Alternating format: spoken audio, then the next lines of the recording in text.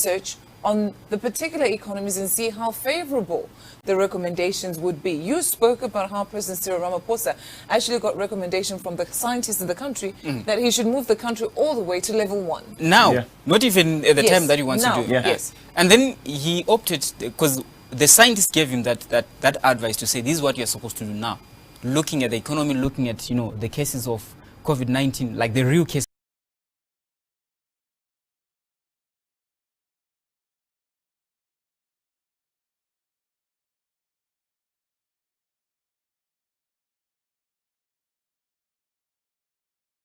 Research, just as is encouraged by our dear man of God, Reverend Dr. Chris Oyakilome, and people beginning to realize that maybe they could have actually been wrong right from the beginning. Hence, you find that scientists are now saying you have to listen to us. We've done our expert research, and it shows and proves that the country can actually be open all the way to level 1. I believe that level 1, literally everything else is back to normal. Sure. Yeah. And they don't know that there is a church body or there are war that happened in Israel. Remember, you had a British general that was actually revered at that point. That's an expert. And he said it wouldn't last, the Israelites wouldn't last for 4 hours. And guess what happened? All the 6 armies that had come against the Israelites, they were defeated. They were defeated by means that even up to date, if they are told, you ran away from... They have. So it's amazing for the different governments to have come out and say they don't want to listen to the church body. Yeah. For example, you look at Europa itself, which is Europe. These are people who are very connected much to their Jesuit priests.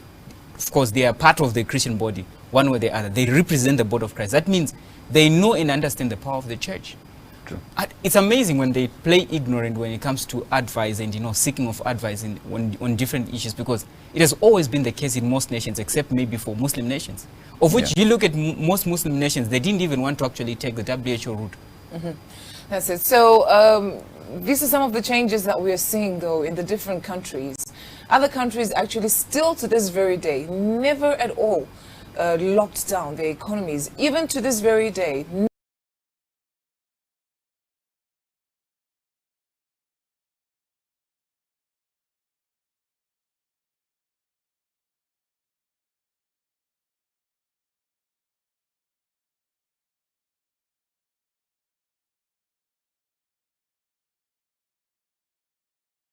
What it seems like? It seems like the infections of the COVID-19 were strategically put.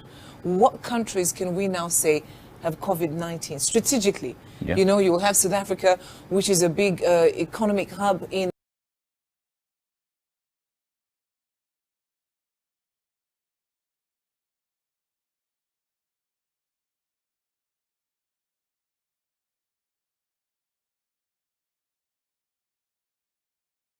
Sub-Saharan Africa, in Africa at large. You have the United States, which has obviously become an enemy of China. Yeah. You know, you have some European, like it was so strategic. Let's say it's there and it's there and it's there and it's here, while others have been completely ignored. It's amazing, though. The disruption was targeted at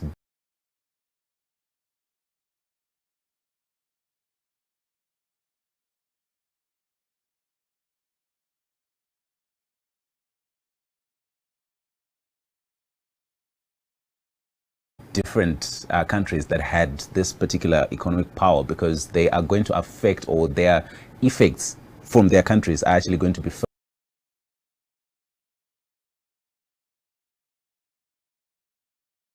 for some time, and probably maybe they didn't benefit from the dispensation where they were given permits. So you've got a lot of changes that are actually happening across board, across the African continent as a result of South Africa, like what you're saying.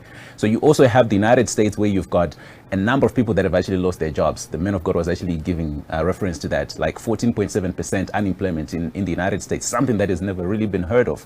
I mean, this is something that is going to like have a ripple effect. And then